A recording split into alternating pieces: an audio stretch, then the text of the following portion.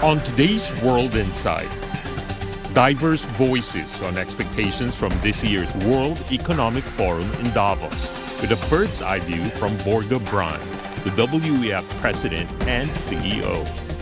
We will also need in that new world order to collaborate because there are areas of so much common interest. And in the intelligent age, how could we better cooperate to improve the state of the world? Answers from two artificial intelligence experts at the World Economic Forum.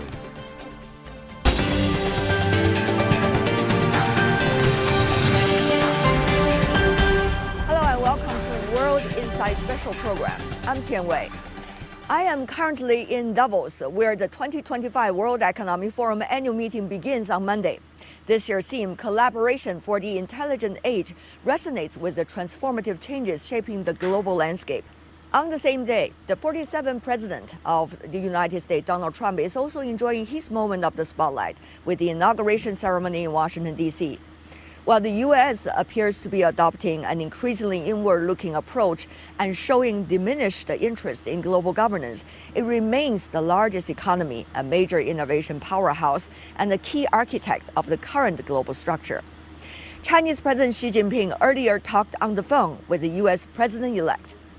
Chinese President Xi Jinping said China and the United States share extensive common interests and broad space for cooperation, and the two countries can become partners and friends, contribute to each other's success, and enjoy common prosperity, which will benefit both countries and the whole world. U.S. President Donald Trump said the United States and China are the most important countries in the world today, and they should maintain long-lasting friendship and work together to safeguard global peace. Chinese President Xi and U.S. President Trump agreed to establish strategic communication channels and maintain regular contact on major issues of common concern. So how will this shift of administration from the U.S. impact on the world, especially this administration? One could argue there's no better place to go for answers to this question but this year's World Economic Forum annual meeting, which has convened together with nearly 3,000 leaders from over 130 countries. For more insights, I have been talking to Børge Brend, President and CEO of the World Economic Forum. Let's take a look.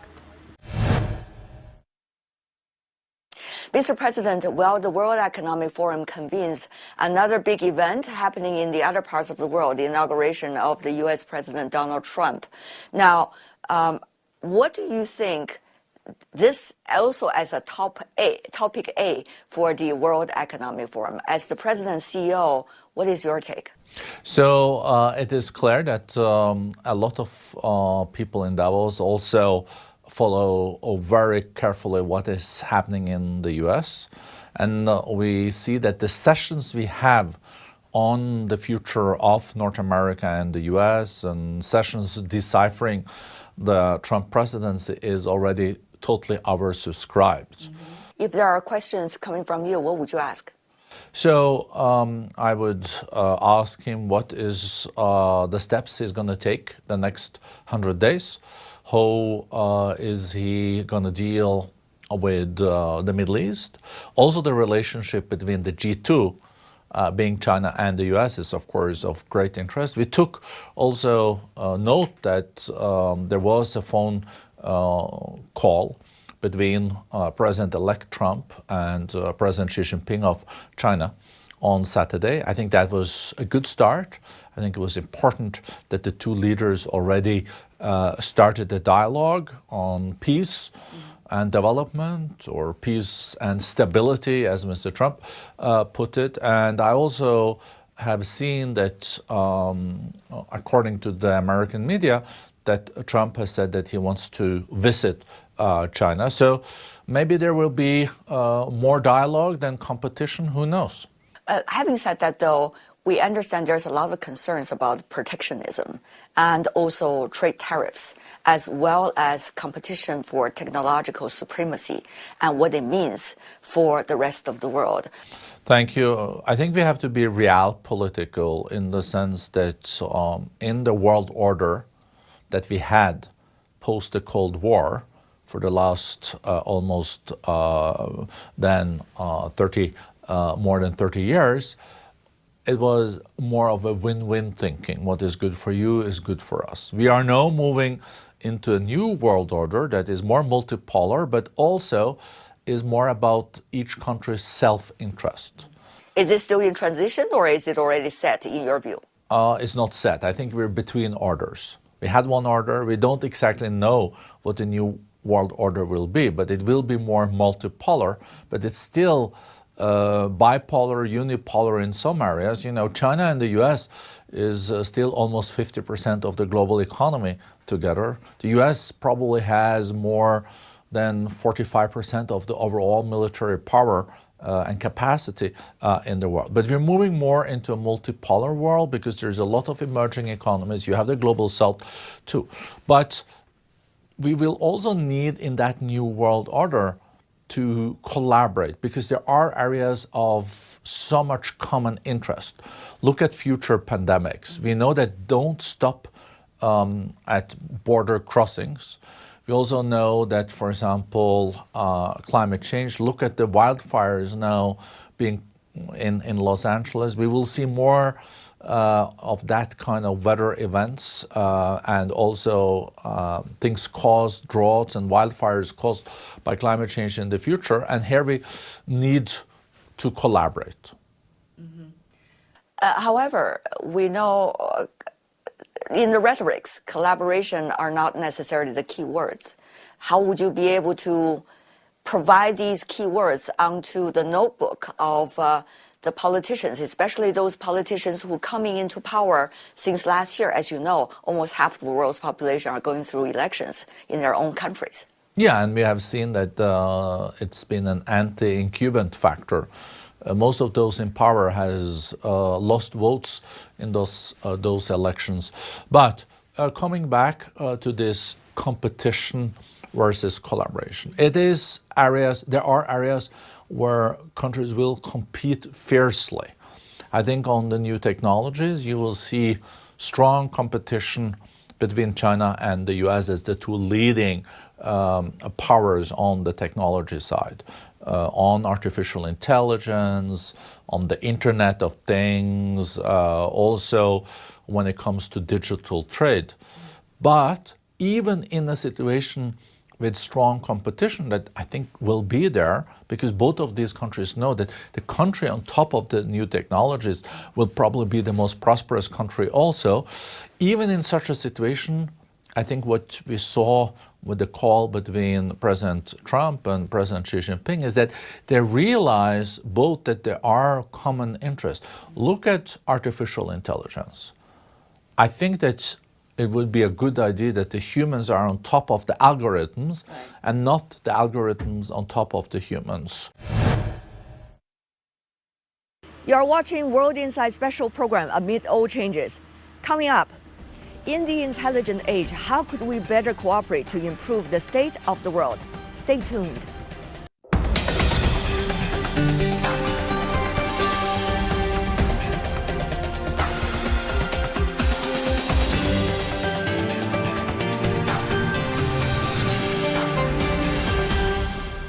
You're watching World Insight, our special program amid all changes from the Swiss Alps, the annual forum of the World Economic Forum. Over the past year, artificial intelligence has evolved at an unprecedented pace, becoming a key driver of change across various sectors, including those most relevant to people's daily lives. To delve into the critical connections between AI and these areas, we are joined by two experts from the World Economic Forum. They will provide insights into how AI is shaping our future. I'm glad to be joined by Sebastian Backup, head of the Network Partnership Center for the Fourth Industrial Revolution of the World Economic Forum, and Xian Bishan, head of the Center for Health and Healthcare for the World Economic Forum. Gentlemen, thank you so much for joining us. The design of the layout of the discussions regarding the two areas both of you are responsible for are certainly extremely exciting. Tell us more, Sebastian, as to what are some of the most important hot button issues you are presenting to the rest of the world. Hot button topics, of course, have to lead with artificial intelligence. the adoption, the usage, the transformative implications, but of course also the governance and inclusion aspects. We will also focus on digital inclusion more broadly. 5.5 million people are online, 2.5 million people are not. And we will look at frontier technologies like bioeconomy, quantum, autonomous systems, and so on. So those are some of the areas in the tech field. Xian, what about healthcare? Certainly, that is another big issue. We are looking at use of digital technologies to improve overall state of healthcare. So how do we use digital health? How do we use AI to improve outcomes, to improve access, as well as to gain better efficiencies in the healthcare arena? So digital healthcare transformation is a key focus area for us in Davos. But in addition to that, we are also looking at impact of climate change on human health. So climate and health is a big area of focus for us, and we will have many sessions in that arena. In addition to that, we are also looking at few other topics such as pandemic preparedness, disease intelligence. We are looking at vaccine manufacturing, and also we are looking at the antimicrobial resistance. So these are some of the key topic areas that we will focus on. About some of the latest, domestic legislations going on in certain economies. For example, the latest one on the caps of GPU in the United States that certainly have a huge impact on the tech sector. Many of the industry leaders that are involved actually are questioning the role of the government and also the role of domestic legislations and the role of equal access to technologies worldwide. Sebastian, what do you think about all of these debates? How are they likely to be fairly reflected in the annual forum? You used the keyword access. So maybe that's a good opportunity to reflect a little bit on the digital divide, which is still there globally, right? On the one hand, we see now that 95% of the world is connected to digital access points, but at the same time, 5.5 billion people online. That's a huge achievement over the past years. But at the same time, you also still have huge differences. In the rich world, quote unquote, almost everyone is connected to the internet or using the internet on a daily basis. In lower and middle income countries, it's just 50%. So there are quite significant differences, right? And of course, hard infrastructure investments are playing an important role there, but the forum is also focusing on soft infrastructure and has a specific focus on AI, which we believe could deepen inequalities, but also help close certain gaps. And that's going to be a big focus of Davos this year. Healthcare certainly is another. It's a really controversial area in national policies across the board. We see economies developing at different stages, all struggling, in fact, with different issues and aspects of healthcare. How much, common ground really can be found? Because all economies seem to have their unique circumstances, particularly healthcare issue. Xian. We do see that, it used to be mainly developed countries where we had high cost. You mentioned US, where, we are spending close to 20% of our GDP on healthcare, but then it's also creeping up in other parts of the world where the cost and access to healthcare because of the cost has become a real challenge. So in Europe, we are in double digit. Same thing is happening in China and many other parts of the world where the overall healthcare cost is going up. So financing is going to be a key issue here.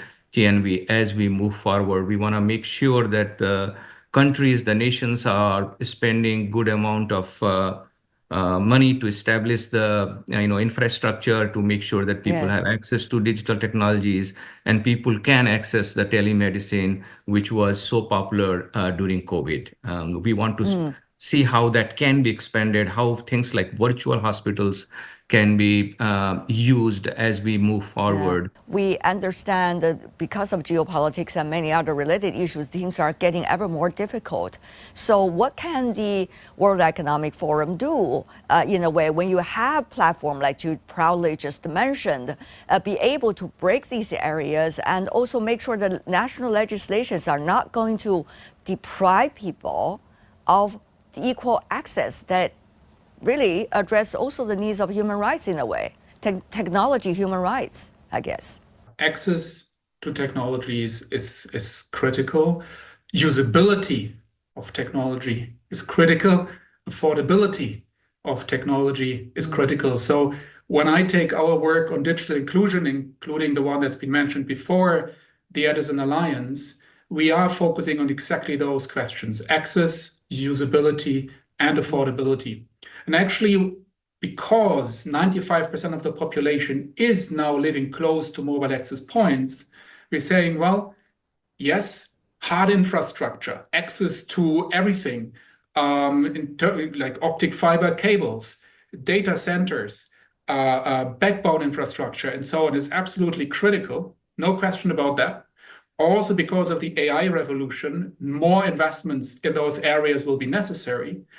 But a huge factor is also the soft factor, which is exactly those services: healthcare, education, finance. How can we make sure people actually have access to those services? Right. How can we build digital literacy so that people actually also have a critical eye when they use the internet? And how can we build digital public infrastructure, a huge keyword for us, digital public goods, which can actually help bring the benefits of digital to a large part of the population. So that's something that we're looking at. And whether AI then is a force for inclusion or not, that's another question, which to some extent depends on our investments in hard infrastructure. So far, the and AI soft governance, infrastructure. if I could just follow up before I move on to Xian about the healthcare issue, which of course is another important one. But Sebastian, if I could follow up, World Economic Forum has long identified this problem. And yet it is still true, whether it's at annual meeting of WEF or at the United Nations, which is also setting up mechanisms about AI governance, actually some of the hard governance issues are not being resolved. Stakeholders are not necessarily coming together in real way. They might be sitting together, but they're talking very different things. There is a lot of talk about governance. There's also some progress made in certain parts of the world around governance. What I would say from a World Economic Forum angle, we are trying to have a multi-pronged approach. What do I mean by that? On the one hand, yes, we want to bring in all stakeholders in society. We said that before, but we want to look at this challenge from a couple of different areas. We want to build capacity. We want to help countries actually build national plans to use AI in a way that grows inclusion and productivity. You need to have a strategy as an economy for the utilization of AI to address also governance questions, right? Another area of focus for us is really things like safety and really helping decision makers understand the technology. We see a lot of talk about AI agents. Now we are seeing talk about complex multi-agent systems. Before we can govern these things, we need to understand how they work. And we also need to build capacity in governments and in society to constantly update the knowledge about how these technologies work. And that's, amongst others, why the World Economic Forum has started building so-called Fourth Industrial Revolution centers in nations around the world that are really centers for making sense of these fast technological changes and then bringing national stakeholders together to address those challenges and then create a trusted global platform of learning. So that's a little bit architecture that we are putting in place. It's about understanding, it's about building strategy, and it's about helping stakeholders really reap the benefits. And this won't solve everything overnight, but we are very hopeful that we will make some progress in Davos and, of course, all our consultations across the year. Xian, go to you. Healthcare, we have seen it is so much related to many other issues in one economy. How would you identify some of the biggest priorities and find common ground among the economies so that they can come together with the banner of the World Economic Forum? We have a very important discussion on cracking the code of digital health that can help solve us some of the challenges that you pointed out on the healthcare side. And I believe this discussion will encapsulate our objectives for Davos in a concise way. We have several objectives there. We have several goals there. We want to make sure we promote digital health solutions. So again, have a discussion how can technologies such as AI, telehealth, wearable devices transform healthcare delivery by making it more efficient and accessible. We want to make sure that we foster collaboration and partnerships where we emphasize the importance of multi-stakeholder collaborations. I think that's a key here, that we bring both public and private sector, as well as academia, civil society, and others, so that we can have this as a holistic discussion. And we want to make sure that this is not something that's skewed towards developed countries or developing countries. It should be a global conversation here. So we want to address the healthcare inequities through this discussion. A significant goal here is to bridge the digital divide in healthcare. Obviously, we are looking at overall digital divide, but the digital divide in healthcare is key area for us to solve for before we can really come up with big solutions here. Another thing I want to tap into your expertise. Sebastian, for example, in the tech sector, there are so many new trends that are ongoing at the same time. Well, at the same time, they are interacting with one another. So you see tremendous amounts of debates as to what are the real trends, which is really likely to have a real impact on all of us, which is going to be the most useful. And what is the empty talk? What is just tools for attracting investment? What is real stuff? Let me just give you some example. Last year, we heard about at the annual meeting the issue about the AGI and exciting development of that. And this year, over the past few months, we already heard people are saying, no, that's not the direction. We are heading for something different. We see that as the trend. You also see that debate going on with BCI, These are just some of those examples. So how would you be able to identify the real trends, so to speak, and to focus more not on empty talk, but rather more on the real technological advancements? There's, of course, a lot of speculation. And that speculation comes from genuine questions, right? Because technology is moving so fast that very few people are successfully predicting what's even going to happen in 1 or 2 years from now. That's why our main focus is not so much on prediction. Our main focus is on making sure that technology is society serving and human-centered. Now, I don't want to botch the question. What are big trends that we are focusing on? For us, there's a big focus on quantum, of course, and that's a focus in many economies around the world. And of course, the focus to your earlier point of friction, because quantum is seen as a security-relevant technology. But we focus in Davos very much on industry applications in quantum. And by quantum, I mean quantum sensing, quantum communication, and quantum computing. So if I would give you one, I would say quantum is an area to look at. We've been talking about it for many years, but we are really seeing a point now where quantum is going to become more applicable and more common. If I were to give you a second area, is the bioeconomy. We have put a lot of work together on the commercial bioeconomy over the past years, because clearly there are lots of areas where the commercial bioeconomy can be society serving in a human-centered manner. There are many sustainability applications also in the built environment, for instance. But of course, it's also an area of risk that we again need to address through governance. Last element maybe of it, AI, right? A lot of discussion about AI, but it is also clear that the true value of AI will only show in combination with other technologies. AI in combination with quantum, AI in combination with the bioeconomy. This, what we call convergence, will ultimately be the accelerator that can really be transformative. Qian, final question for you as well. Most of the world's economies are not necessarily going to enjoy the best of their year when it comes to economic performance for the year 2025. So healthcare issue, which usually costs tremendous amount of funding, you mentioned earlier already in your answer, will be a big problem. What will be some of the angles that you and others are preparing for the participants to discuss so that the funding for healthcare will be more diversified and there will be more solutions rather than questions?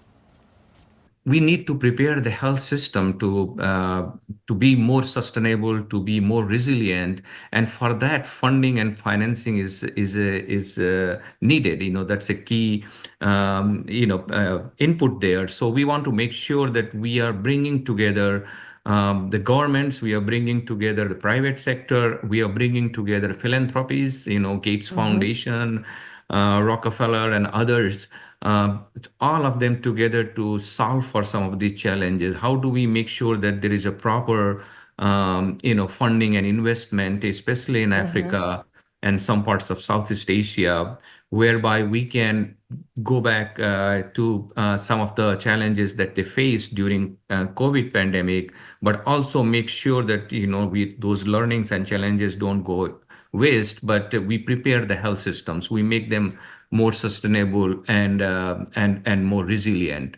So we have looked at some of the countries. We have gone country by country. I think total we have developed proposals for about 30 countries in terms of what financing is needed and what do we need to do to prepare the health systems and who needs to be part of that overall effort. So obviously the governments have to take responsibility, main accountability for it, but the philanthropies, but multilateral banks, private sector, we all have a role to play there. So I think we can only do it by country, and this is exactly what our partnership for health system sustainability and resilience doing, where we are working with both academia, private sector, as well as government to respond to some of the challenges that you mentioned, TNV. Xi Ambition, Sebastian Beckhoff, thank you so much, gentlemen, for joining us. I'm looking forward to see you in person in Davos. And that's all the time we have for today, our special program. Tomorrow, we are going to continue our special coverage with the key interviews and discussions taking place at the annual meeting of the World Economic Forum. On Wednesday, a major sub-forum on China's economy will be held, co-hosted by the World Economic Forum and CGTN. The theme of the forum is Decoding China's Economy, Present and Future. We are certainly going to bring you more details about that later in the week. If you'd like to know more, search World Insight or check out our YouTube channel. Follow us on X and Facebook. I'm Tian Wei on behalf of my teams in Davos and in Beijing. Thanks for being with us, and I'll come back tomorrow for our special program, Amid All Changes. Bye for now.